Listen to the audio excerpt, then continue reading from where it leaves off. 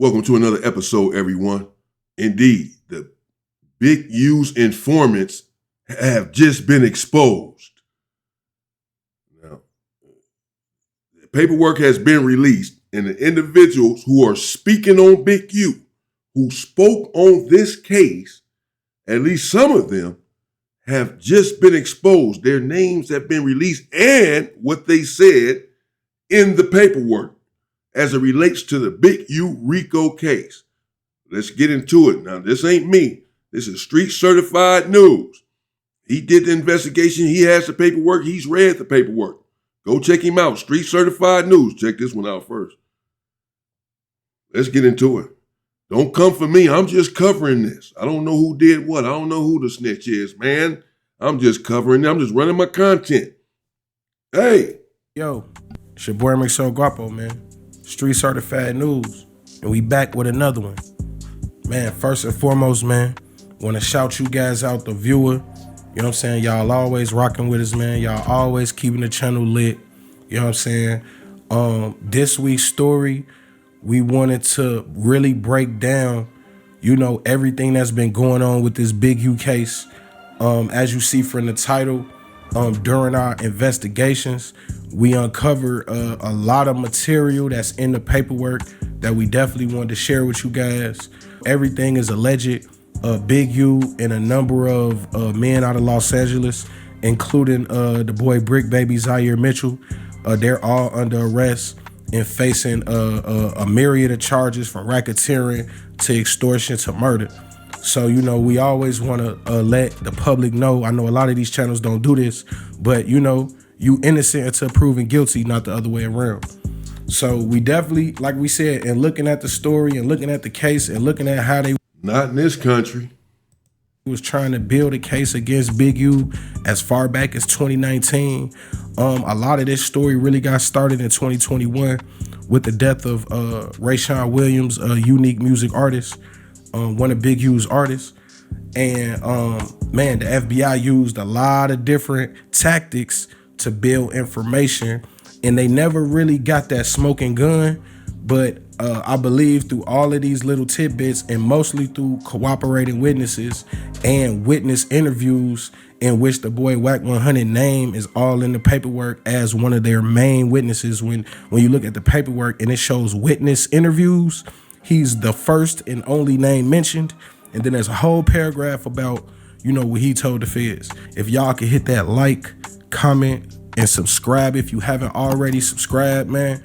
When we ask y'all to like the video, y'all go crazy, and it always pushes the video up higher in the algorithm. So although I know some people like, hey man, just go ahead and tell us the story, it literally makes the video do better right at the beginning when we be like, hey man, just like the video. So again, man, hit that like, comment, subscribe. Man, let's get this video to like 500 likes, man. Like I said, we took our time.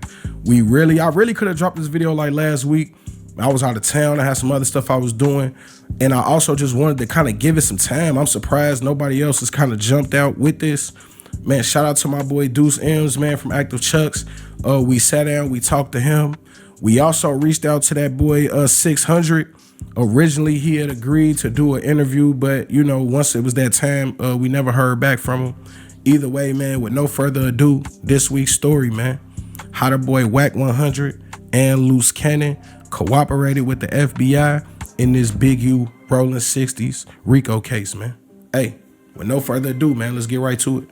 On March 27th, 2025. Okay, so first he was saying Wack 100. Then as you heard, he just said Wack 100 and Loose Cannon cooperated in the RICO as it related to Big U. And in fact, the title reads, Wack 100, Loose Cannon exposed as informant in Big U Rolling 60s RICO case. Paperwork party. That's his title. Wack 100 / Loose Cannon exposed as informants in Big U Rolling 60s RICO case. Paperwork party. Now again, I'm just covering this. I don't know who he says is going to snitch. I don't know what's in the paperwork. I don't know who said what, who did what. I do not know. I was not there. I'm just covering this. That's it, bro. I'm running my content. I gotta put a disclaimer on this. He's saying this. He's about to read the paperwork. He has the paperwork, and he says that Wack 100 and Loose Cannon is in this paperwork. In the paperwork. Let's see. The United States Attorney's Office would indict prominent Los Angeles businessman Eugene Big U Henley and a number of men connected to the Rolling 60s Crip organization, including Zaire Mitchell, aka Brick Baby, Sylvester Robinson, and Mark Martin, aka Bear Claw, the owner of an auto body shop the feds believe to be the principal target location for Big U in his enterprise's business operations. In March of 2025, these men, along with others, would be indicted for racketeering, wire fraud, firearm possession, drug possession, and conspiracy to commit murder. Included in those arrested would be Tremaine Ashley Williams, a 42-year-old man who until recent months was not under investigation or a part of the Rolling 60 structure outside of a loose familial affiliation. Tremaine Williams, aka Loose Cannon, would essentially be a nobody until early March 2024, when he would appear as a guest of Wack 100 on the No Jumper podcast and make claims that Big U had a hand in the shooting death of popular rapper and Rolling 60s member Nipsey Hussle. Although it would seem that this is the starting point of the investigation into Big U and the Rolling 60s Crips, the government had already been investigating the group since the 2021 death of unique music rapper Rayshawn Williams. Okay, so let's closely follow along here. No one wants to make any mistakes and hurl any accusations unnecessarily, unwarrantedly. So he just said that Loose Cannon, I remember that episode, many of us do, I'm sure, went on No Jumper in early 2024 and alluded to the fact that Big U had his hands dirty as it related to the murder of Nipsey Hussle.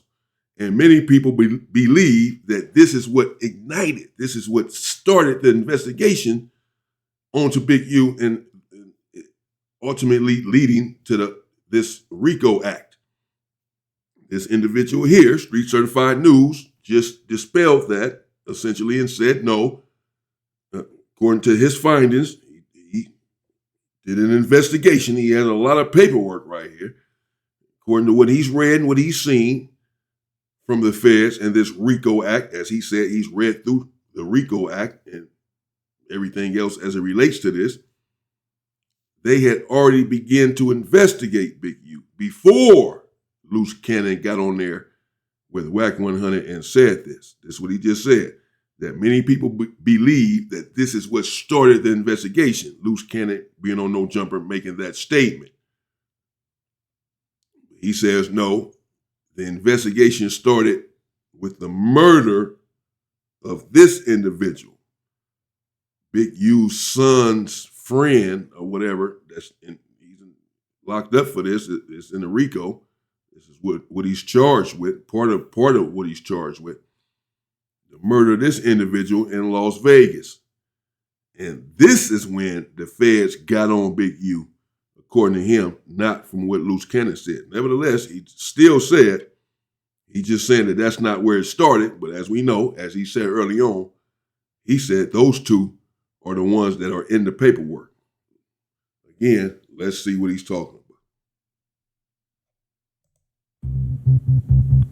On the morning of January 25th, 2021, detectives with the North Las Vegas Police Department discovered the body of Rayshawn Williams lying in the desert near the Apex landfill in North Las Vegas, Nevada. Williams had been shot multiple times and his body had been dragged and left in a ditch not far from Interstate 15. Hours before the homicide, Williams had been seen at Jamal Rashid's studio, a studio closely associated with Big U Henley.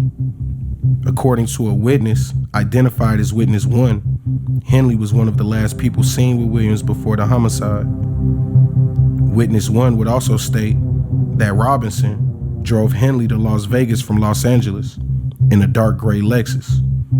Detectives obtained a court-ordered search warrant for AT&T records for 2 of Henley's telephones for the weeks leading up to the homicide. Based on the information from Witness 1 and analysis of Henley's phones, Henley and Robinson arrived in Las Vegas on January 23rd, 2021. And on January 24th at approximately 7:04 p.m., Henley would arrive at the studio. According to Witness 1, who was most likely the security guard from the studio that night, who had a family in law enforcement and was motivated to give information due to that fact, Henley would return to the studio around 2:30 to 3 a.m., alone in that same dark gray Lexus. That was the catalyst to really get the FBI to start looking into Big U. Like, they had already kind of been looking at him for maybe some extortion as far back as 2019. But that 2021 murder, man, really kind of got the ball rolling on this FBI RICO and murder case against the boy Big U. When we get down to Witness 1 is the person, like, he was in the studio clearly, and then they say Witness 1 is associated with the studio and has a criminal history that include a 2020 misdemeanor for soliciting prostitution. You know, he nigga live in Vegas. I don't know how you catch a prostitution charge. Your ass live in Vegas. That's crazy. Right, where prostitution is legal, so he on Tropicana dealing with the low budget hoes. You know, he dealing with the low budget hoes, low end, not even the the $200 escorts.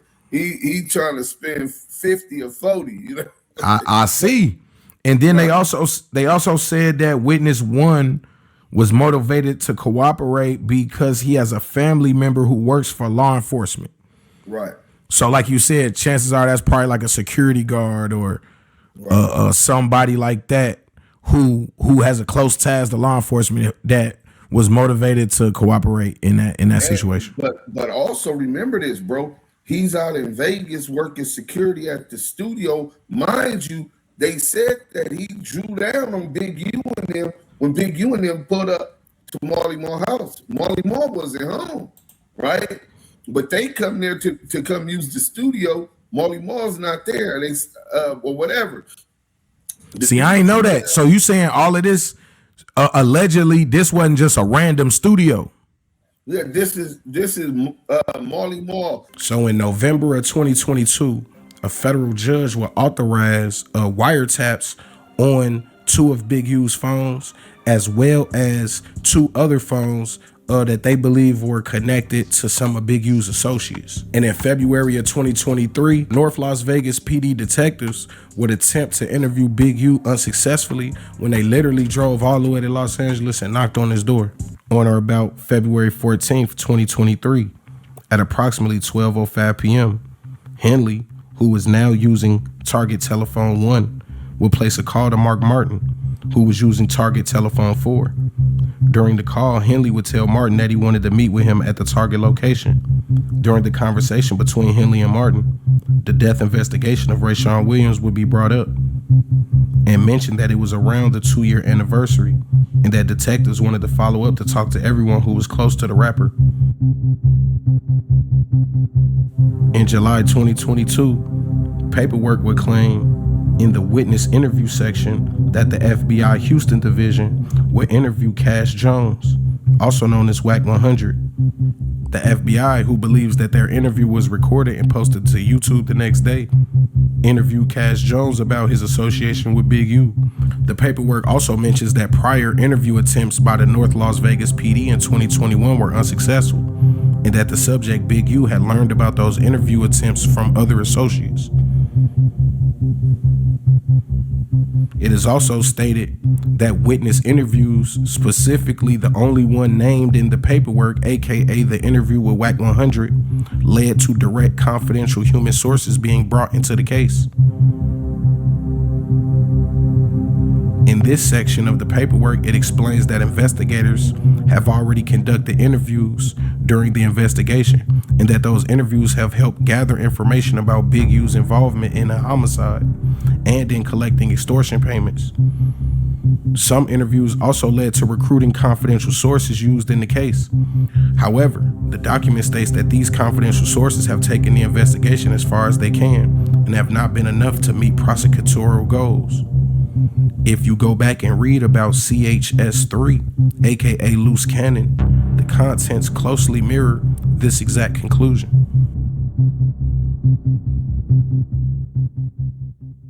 So CHS3 did not have access, had limited access to the rolling 60s, and it looks like he was unable to be used for the investigation because he provided extensive assistance for another FBI investigation back in June of 2019.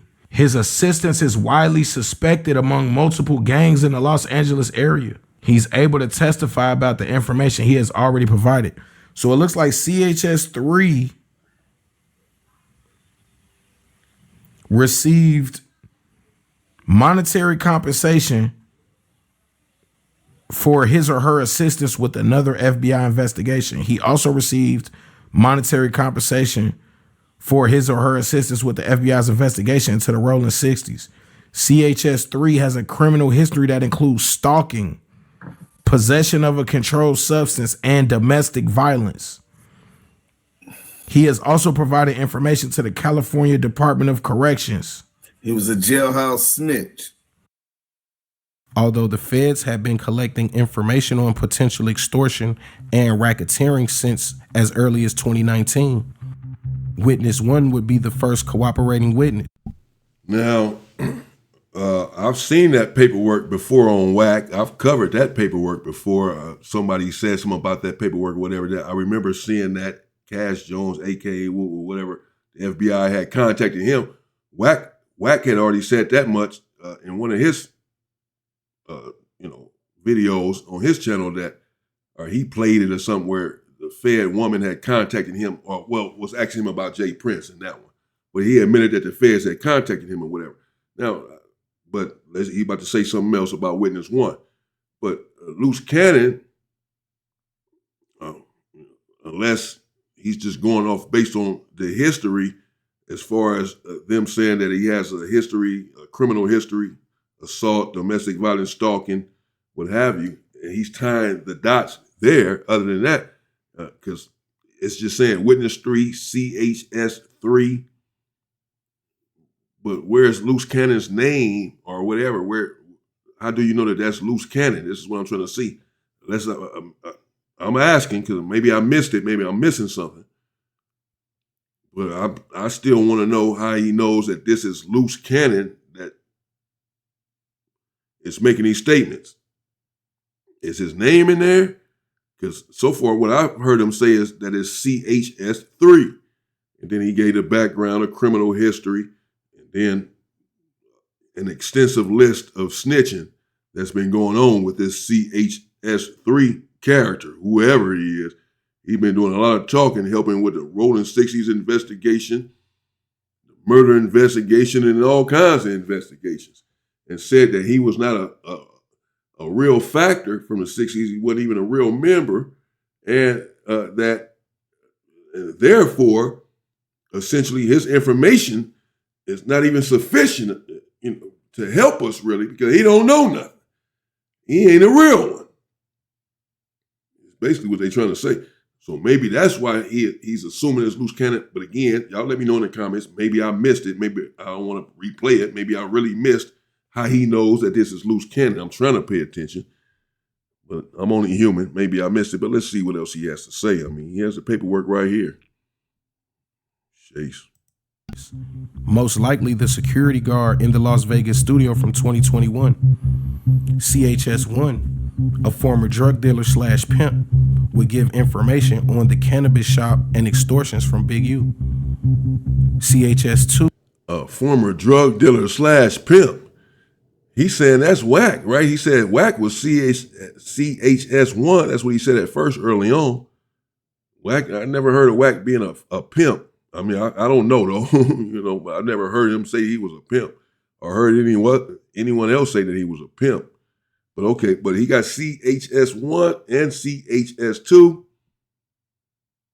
And 3 is supposed to be Loose Cannon is what he's saying. So who was number 2? Who was CHS2? I'm all messed up, man. This is hard to keep up with. Jeez. What's going on? Who was talking around here? What is all of that? Oh, man. They trying to cook Big U. They trying to cook him, bro. They about to try to cook him. They got a lot of information here from individuals, man. They're about to try to cook. And then whatever they have to fed themselves, whatever they've been watching them, as this individual indicated, since really 2019 or something, but certainly since 2021, when the individual there came up dead on a Las Vegas highway in a ditch somewhere. Whew. Wow. Most likely a prostitute who worked for CHS-1, was used to record phone calls after CHS-1 became nervous about recording conversations himself. CHS-3, most likely loose cannon, was arrested for stalking and domestic charges with ties to Riverside, California. The FBI claims after this initial information gathering from CHS-3, Okay, so he said most likely loose cannon. He just said that. Because I was wondering, so I didn't miss anything. I know I'm normally pretty sharp, man, to make sure I know what I'm doing. I'm listening, make sure I know what I'm talking about. I didn't see this whole thing prior to reacting to it, so I wasn't sure. But I didn't think he had said his name or that his name was in there in the paperwork as CHS-3. And now he just alluded to the fact that he said more than likely loose cannon. So this is just conjecture then on his part that this is who this is.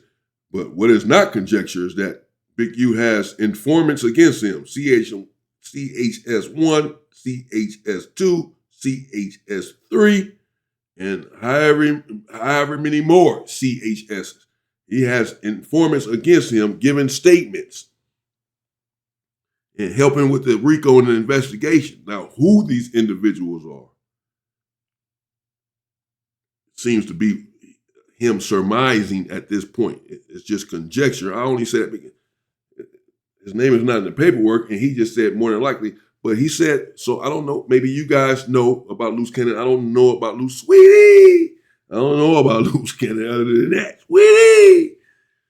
So I don't know. Is he from Riverside? Because he just said the dude is from Riverside, CHS-3, or has connections to Riverside or what have you. And that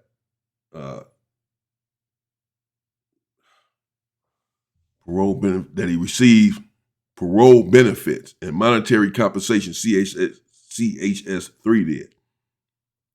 For another FBI investigation, for his or her assistance with another FBI investigation. CHS-3 has also received monetary compensation for his or her assistance with the FBI's investigation into the rolling 60s. CHS-3 has a criminal history that includes stalking, possession of controlled substances for sale, and domestic violence. CHS-3 has also provided information to the California Department of Corrections and Rehabilitation and Riverside Police Department. Damn. Jeez.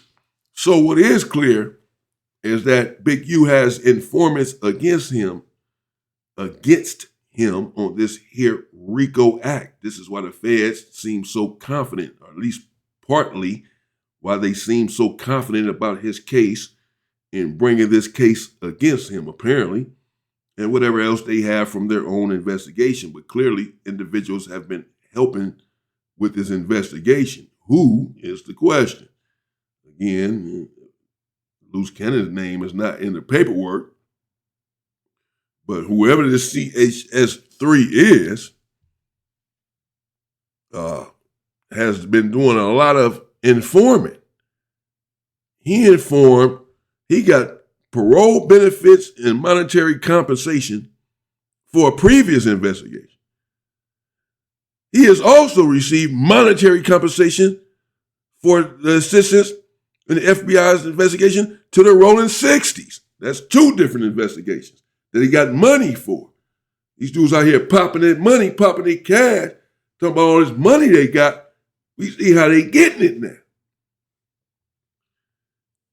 So that's 2 investigations. And then CHS3 has a criminal history that includes stalking, possession of controlled substances for sale, and domestic violence. Now you're stalking and beating.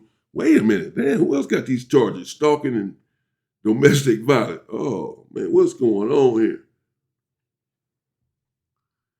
CHS3 has also provided information to the California Department of Corrections and Rehabilitation and the Riverside Police Department. That's 4. That's 4. We was at 2, and then we go to the Department of Correction.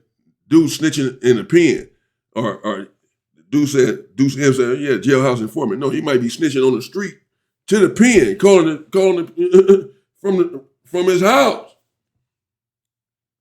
Talking about what's going on in the penitentiary, getting information from the homies in the pen, and then telling the feds or something. Or he was snitching while he was in the pen. Either way, this dude doing a lot of snitching. Whoever CHS3 is, whoever it is, I don't know who it is. I don't know. According to this individual, he says that it's loose cannon. I don't know, bro. I don't know who it is. I can't say.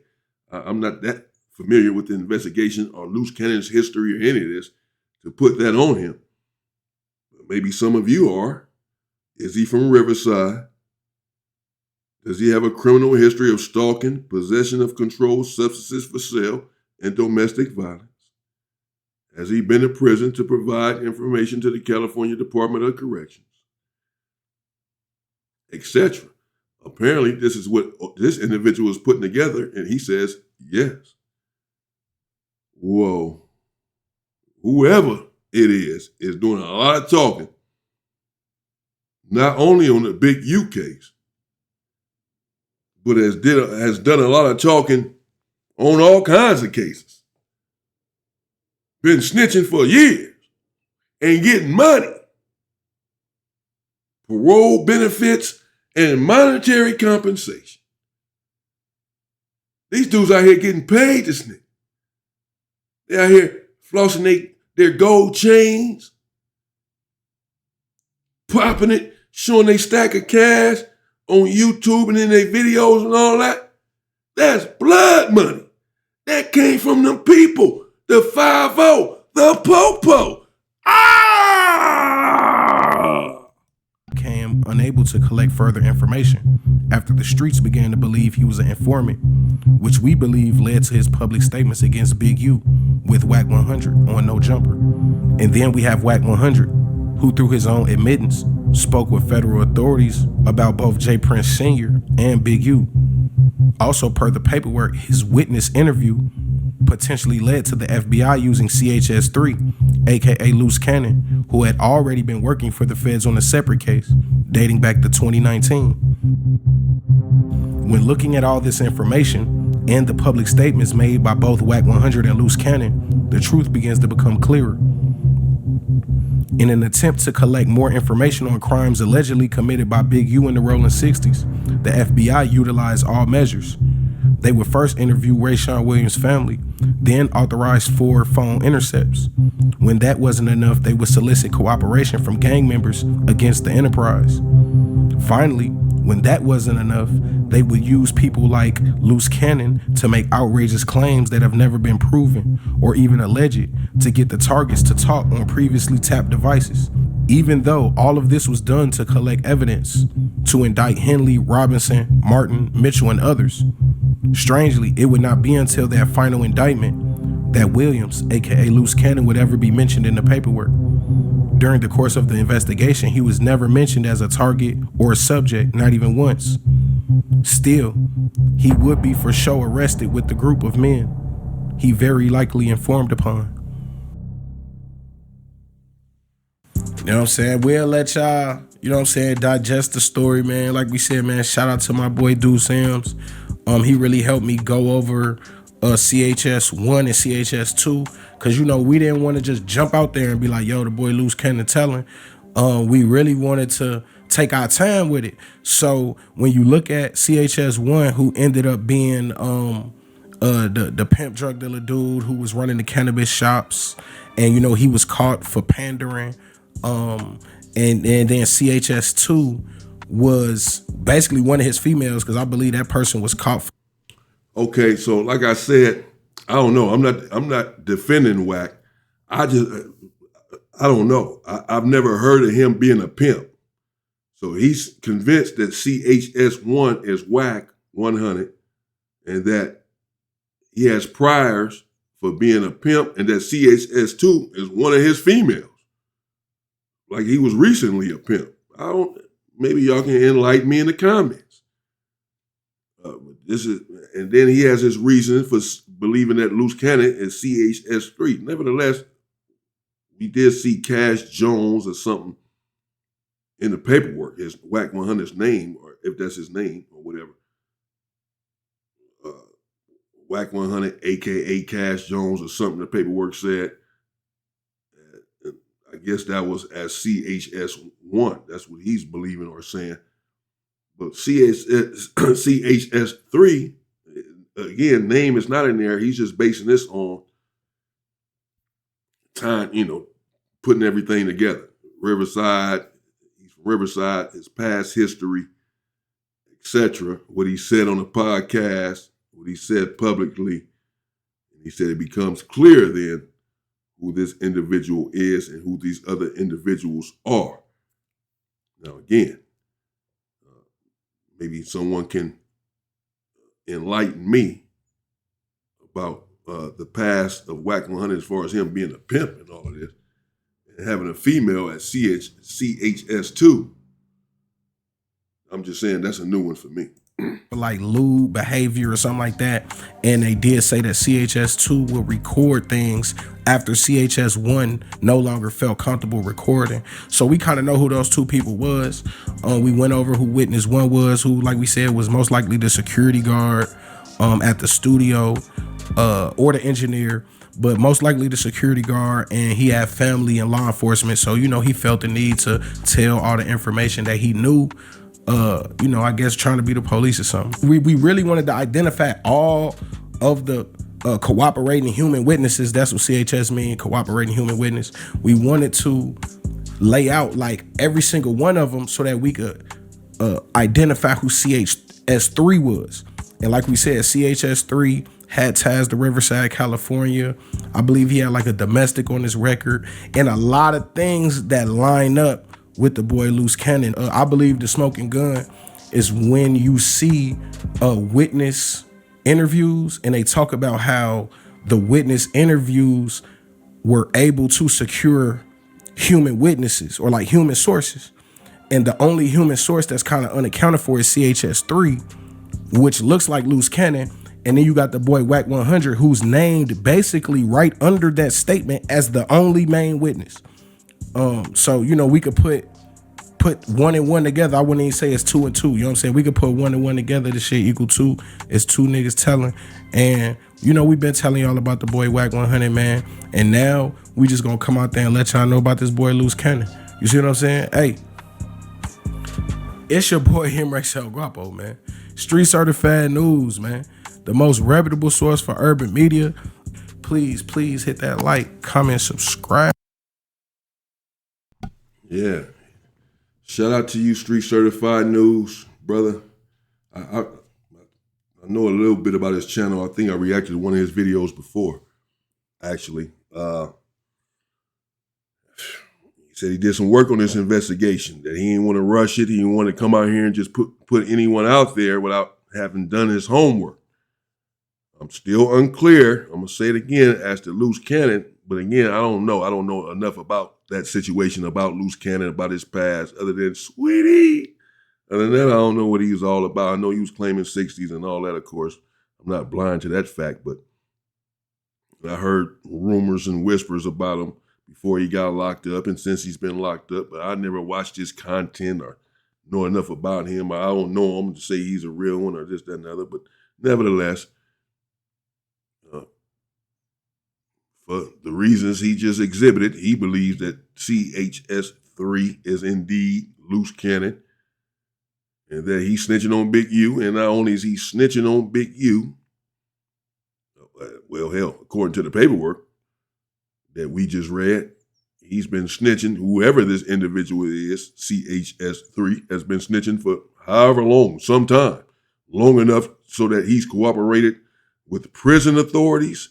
He's cooperated in another investigation. He's cooperated in another investigation. He's cooperated against the rolling 60s. He's receiving monetary gain, monetary compensation for snitching. That's what the paperwork said, whoever this individual is. So I don't know. Y'all let me know who y'all think it is or what's going on. I mean, clearly he says it's loose cannon. He believes that it's loose cannon. And that CHS2 is a female that belonged to Wack or was Wack girl or one of his females or something. I know Wack was a pimp. And that CHS1 is Wack, and he has a former criminal history, and he's a former pimp or something like that, he said. So I don't know. Y'all let me know what y'all think in the comments, man. That's Street Certified News. Once again, shout out. We continue to cover it and see what breaks. I mean, Big U will be in trial soon. I guess it'll all come out, but hell, he has the paperwork right there. Some of it. It's just that, again, I just don't know how he's drawing that conclusion with loose cannon. But again, I don't know. Maybe y'all gonna say, no, that's him, bro, because he from Riverside. He had a stalking. He had a domestic violence. I don't know this. I don't know this about him. I don't know this about Wack. You know what I'm saying? He a former pimp and all that. I don't know these dudes' history like that. So, I don't know. I just know that you have to be careful saying stuff about people. You got to have the evidence when you're talking about snitching and accusing someone of snitching. But hey, he did his work. He's a content creator. He did his investigation. As he said, he took his time with this investigation. He read through this paperwork. This is what he discovered. This is the conclusion that he has come to as to who these individuals are inside of this paperwork. Let me know what you think. If you have a problem with it, take it up with him. Stay safe and stay free, people.